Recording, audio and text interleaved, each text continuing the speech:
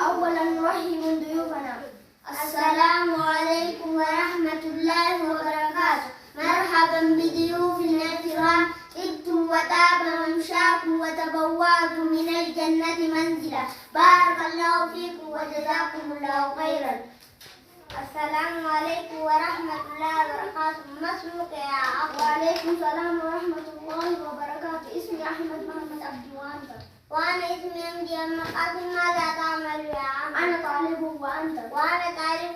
أين تدرس يا عم؟ أدرس في مركز إحياء الوطن. أين يوجد هذا المركز؟ يوجد في المنطقة التي تسمى ماذا تدرس في مركزك؟ أدرس في مركزي كتاب الله وسنة نبينا صلى الله عليه وسلم. كم قرأت من القرآن الكريم؟ قرأت بحمد الله وتوفيقه وشكر الجزاء. زادك الله علما وفهما. آمين جزاك الله خيرا يا رب. كم أساتذة في مركزك يا صديقي؟ 3 أساتذة في مركزي. هل يمكن أن الدخول في مركزك يا أحمد؟ نعم يمكن لك جدا إن شاء الله. أريد أن أتعلم القرآن. لما تريد أن تدخل في مركزي؟ أريد أن أتعلم القرآن وعلوم الشرعية مثلك. شكرا جزيلا لك يا أخي. وأنا أشكرك أيضا جزاك الله خيرا يا حبيبي.